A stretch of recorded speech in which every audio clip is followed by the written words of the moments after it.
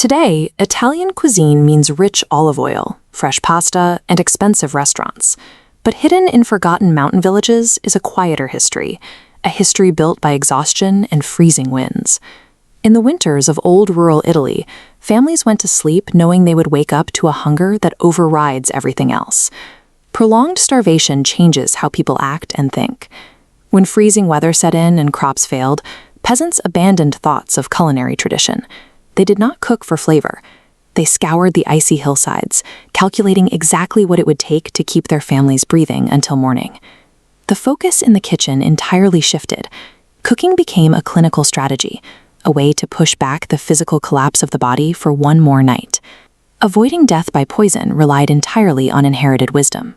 Older generations explicitly taught children the unforgiving rules of the wild, passing down the exact knowledge of which roots and weeds would keep them alive and which would kill them.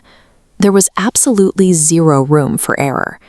This diagram shows an acorn's cross-section, with red indicators representing severe, bitter toxins.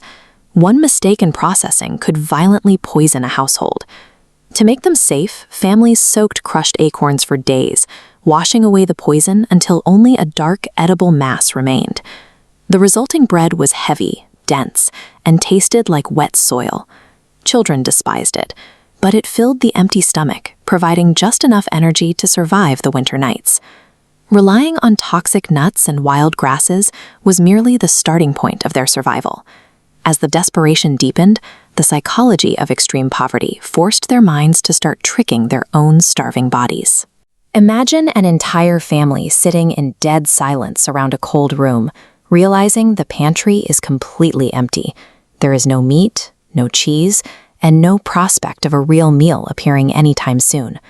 To cope, they invented illusion meals. A common strategy was boiling a single onion in a large pot of plain water.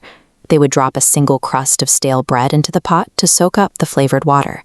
Sharing this hot liquid was a deliberate tactic to create the physical sensation of a warm, hearty meal, briefly tricking the human digestive system into feeling fed. They stretched their few remaining calories to the absolute limit.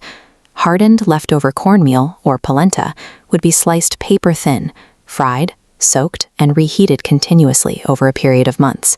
These preparations offered almost no physical energy. They were a way for a family to survive the silence of an empty house, tricking the body into feeling fed when there was nothing left to eat. Eventually, even the oldest bread became too rock-hard to physically chew. When that happened, families would intentionally burn the ancient loaves directly over an open flame. They took that charred crust and crushed the black soot into boiling water, adding a pinch of salt if they had it. The result was a dark, smoky broth. The purpose was never flavor. Poor workers would rapidly consume bowls of this black water right before beginning grueling labor shifts, relying on it as their sole source of physical energy. Drinking soot and hot water represents the absolute edge of poverty, yet these meals were eaten while society was still largely functioning. The true horrors emerged only when the social order began to completely collapse. During the severe shortages of wartime, the struggle for life became harrowing. As buildings fell and supply chains dissolved, the normal rules of human society completely broke down. Throwing anything away became unthinkable. Starving families took spoiled, aging cheese, meticulously scraped off the layers of mold, and forced the decaying remains into their soups. When livestock was slaughtered, absolutely nothing was wasted. The blood was carefully collected and thickened into heavy, metallic pots of stew. People stood in line for this dark mixture, specifically to halt physical collapse from malnutrition. Eating it was intensely emotional. The harsh metallic taste was such a traumatic reminder of their sheer desperation that many survivors refused to ever speak about the meal after the war ended. Consuming decaying mold and animal blood demonstrates how rapidly hunger destroys human pride. When death is the only alternative, shame disappears.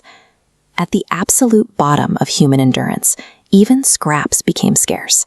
Families took rocks of ancient bread and soaked them in plain water for hours. The elderly and the very young relied entirely on this softened mush, chewing it in total silence just to keep their organs functioning for one more day. The ultimate desperation meal was bean peel soup. made entirely from the discarded outer skins and vegetable scraps.